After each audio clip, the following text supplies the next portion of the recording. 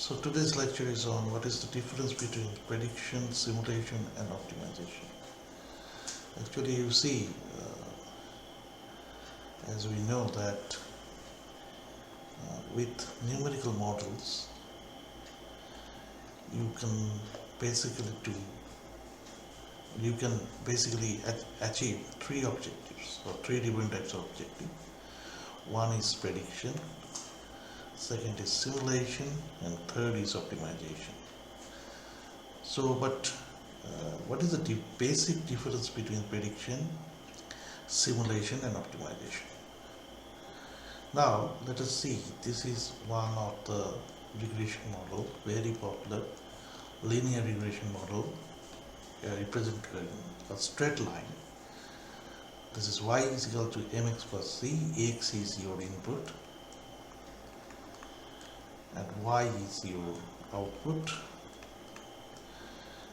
M and c are the constants, or we also say it as parameters of the model, which you have to adopt some regression mechanisms, either least square method or linear regression formulas or linear program, anything to determine this M and C, the values of M and C. And once you know the values of M and C, then you can predict. Please note the term predict. You can predict y with the help of a value of x. If you put that value of x into this equation, y is equal to mx plus c, then you can easily predict this y. So y is also known as predictive variable, and x is your input variable, and m and c is your constants, which you have to determine. And as I have just said, that you have to determine this by adopting many different techniques. And if you want to determine the value of m and c, you must have some existing set of data where y and x both are known. Suppose if you have suppose the equation is like this, y is equal to x squared. So this is your input variable. So if you have the values of x like this, 2, 4, 8, then 16, then y will be, this y will be 4, 16, 64 and 16 squared this is. But the thing is that there will be a catch here. That catch is that this is nearly equal to x squared. So to equalize it, what you will do is you will do this y is equal to mx squared. Now you know what is x, you know what is y. You can easily approximate what is m, that is y by x squared. But this is feasible, or this is valid only for those values for which both x and y is known. So you put the value of x, you put the value of y, you get the value of m. So in this way we have 4 number of data, so you get 4 number of m. Then you can do an average of the m, and then you can try to predict the value of y with the help of this into x squared for those value of x for which we do not know the y. Okay, so that has become our prediction. Now let me give some examples. Suppose I know the rainfall of 2010 to 2020 rainfall. This from 10 to 20 I know what is the rainfall, that it be x1, x2, so to x10. This rainfall is actually annual average rainfall. So With the help of this data, I can easily create a model like this: y is equal to mx plus c, and I know the x and also I know the y. Here x is this year, 2010, 2020, like this, and y is the rainfall value.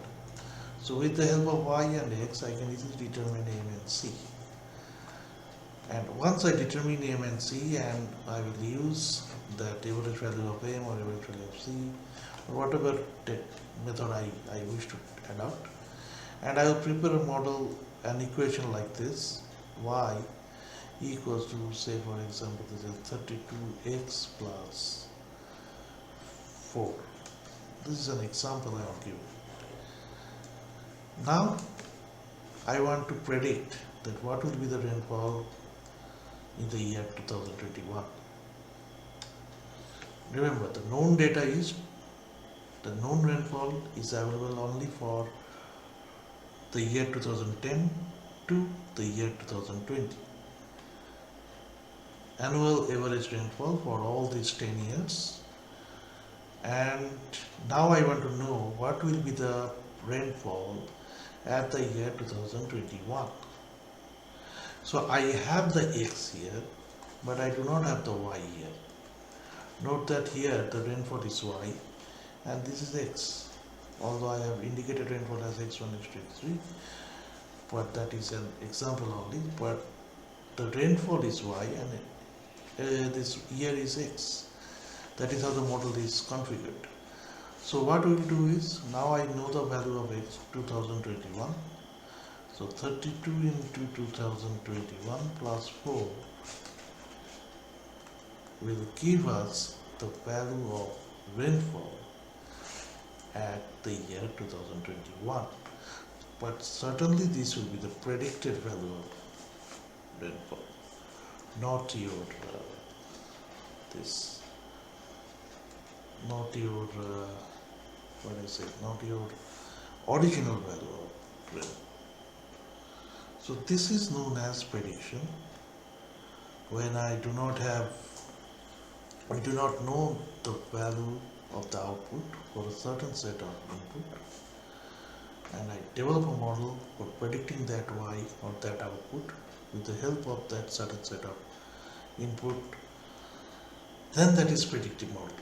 But now let us see what is simulative model. What is simulation? What do we mean by simulation?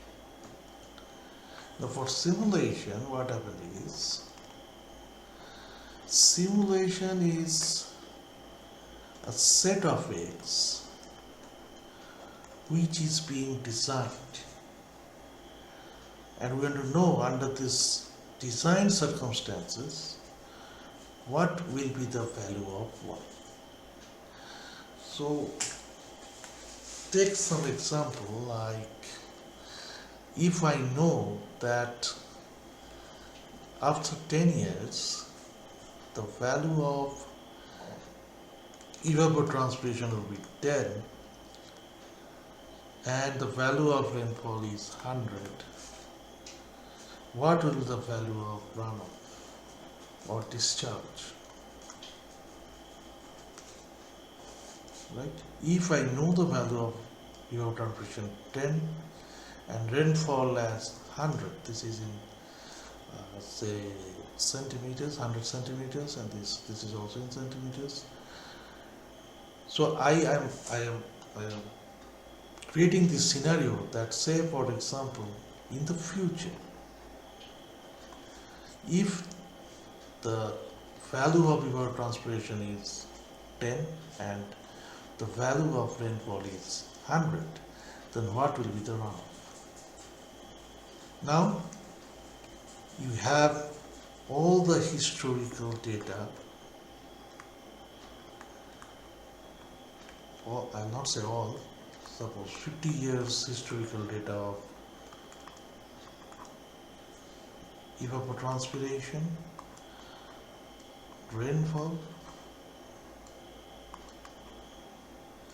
and runoff for the same location. This 50 years historical data is given to you. So you can easily So so what was the problem here? The problem is that so what is the problem is here that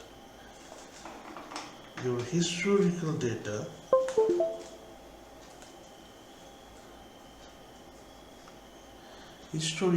of evapotranspiration, rainfall,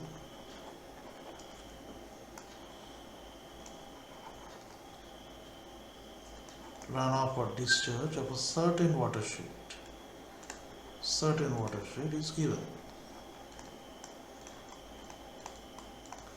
50 years data of a certain watershed for a certain day. It has been given. Now my question is here that suppose the evapotranspiration is 10, rainfall is 100, then what will be the runoff? Now for this you have to develop a model which will create a relationship between runoff with ET and rainfall. That means the runoff will be the output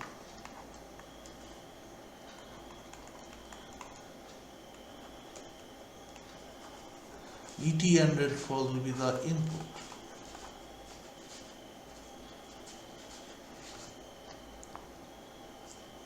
If you are confused what is ET, ET is nothing but evapotranspiration. Evapotranspiration is a phenomenon by which, due to the sun ray or sun heat or heat absorbed from sun, the amount of water which is being evaporated from both land, soil and also from the plants, or to be more precise, from the plant leaf. So that is what is evapotranspiration. Rainfall, all of us know what is rainfall, and runoff is that after rainfall take place, the amount of water that draws out of the watershed due to the slope, that is known as runoff. This is the water you see in the canals after a rainfall. So this is what is the thing is that you have to develop a model by creating a relationship between this output variable and input variables. And now your situation is, your input is given. Now here is the catch. Here is the difference between prediction and simulation. In prediction, what happens? You know the data of evapotranspiration, rainfall, and you are predicting runoff from that model. And you are using this historical data. Historical data means, suppose the last 50 years data, that means 2021, 2019, so on. And what you will do is, you will try to predict the amount of runoff for a ET and for a rainfall which can happen in the year 2022. This is your prediction. When the input is definitive, or I know the input but I do not know the output. Now this input is also predicted from some model. We popularly know that we refer to this as climate model. That is, there are global circulation model, regional circulation model, whatever is the case. These climate models predict the future ET, future rainfall for different locations in the world. So now the output from this climate model is now fed to your model, which has the capability to predict runoff from ET and rainfall. So in this case, you were predicting. But in case of simulation, what happens?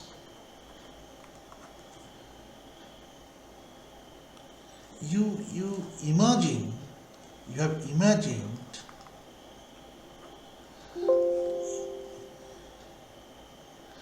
You have imagined that, sorry, you have imagined that, or yes, you are imagining that somewhere, somehow, there will be a evaporation of 10 centimeter and rainfall of 100 centimeter. Now, what will be the runoff? These things comes into play when you are trying to design a dam, you are trying to design a hydraulic dam or a pipe network or some other hydraulic structure, and you have to generate some imaginative events, and you must test that how the structure will behave.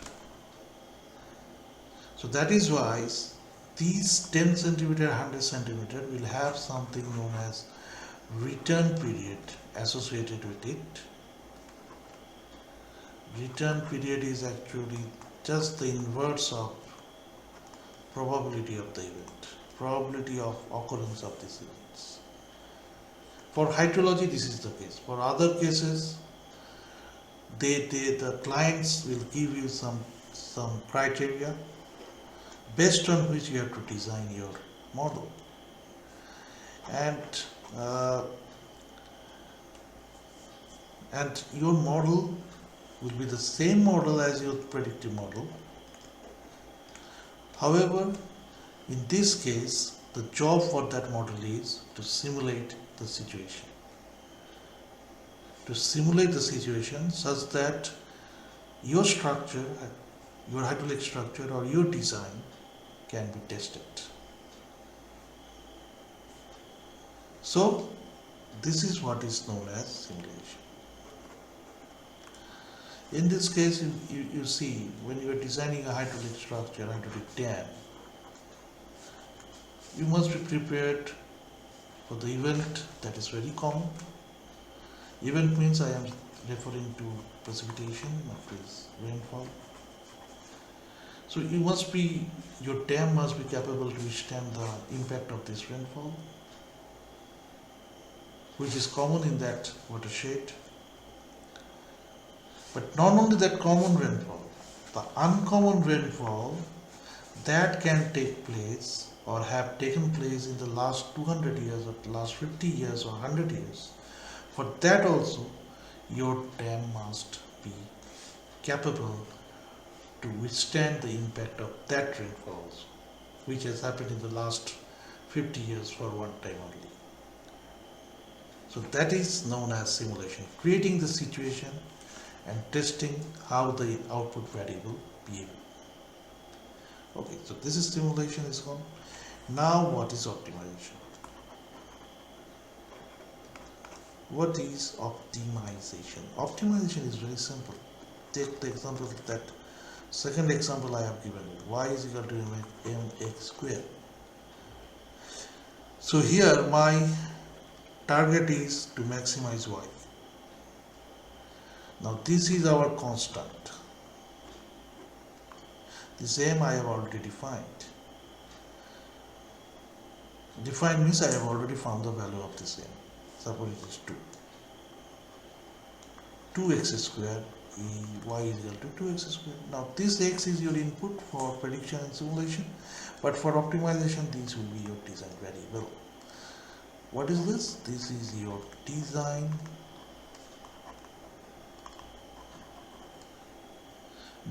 variable.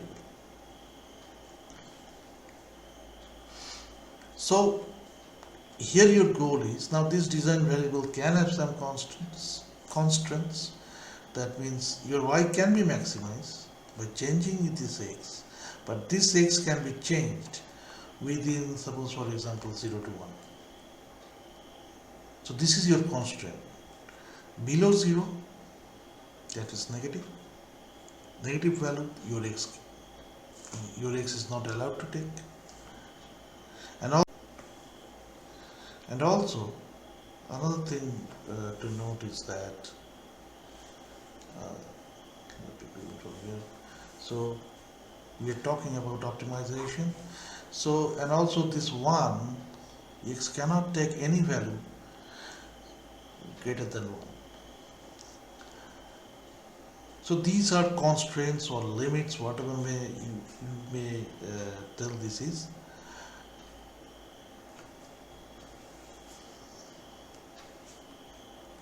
So what will happen here is this model is like this: y is equal to 2x square, where x can vary within 0 to 1. So what we will do is put the value of x at 0.1, check the value of y. Put the value of x at 0.2, check the value of y, and so on. So my job is to maximize y.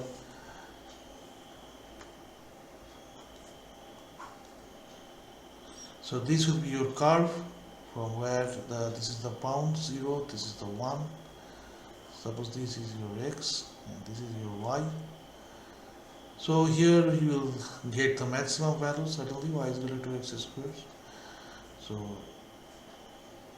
and this is your x-axis and y-axis. So this is the limit imposed upon it, 0 to 1, and you will get the value of y here to be the maximum. So what you actually has done, here also you have developed the model y is equal to 2x squared, and you have constantly predicted the value of y with the help of x. The only difference is that only difference from prediction simulation is here you were constantly predicting the value of y, because your target is to know that at what value of x y will be maximum. Here you are searching the ideal value of x for which your target will be achieved.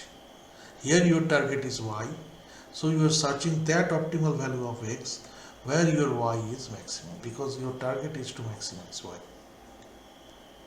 So you are searching the value of input here to find an optimal value of your output.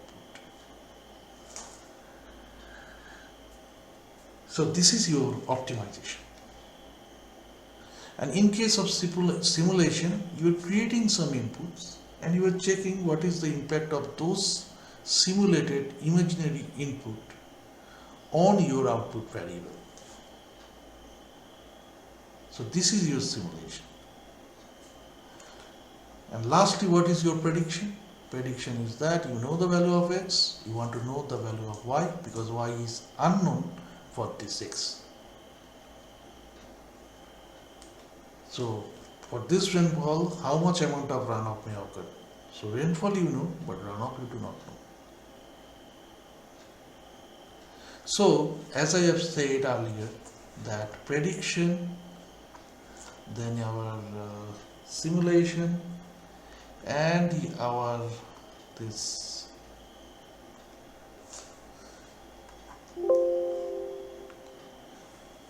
so prediction, simulation, and our this what I can say this optimization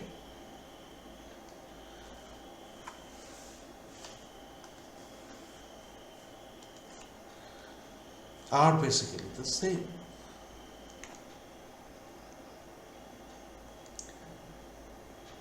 So prediction, simulation, and optimization are basically all these predictive, simulative, and optimizing models are doing prediction.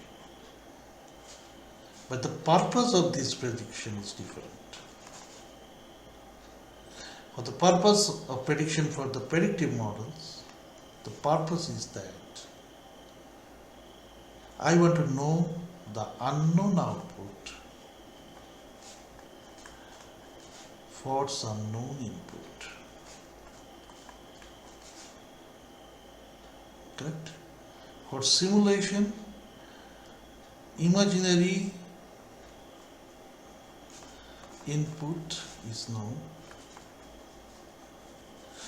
I want to see the impact of these imaginary inputs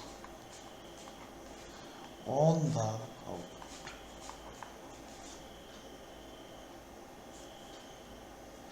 And for optimization, I want to know the value of input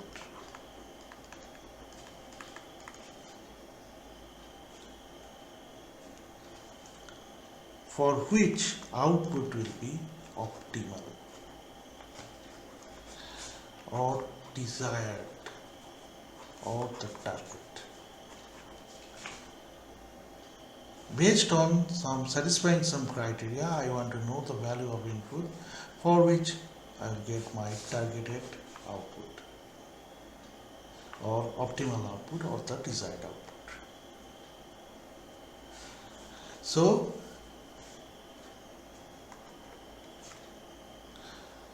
prediction, simulation and optimization are basically the same.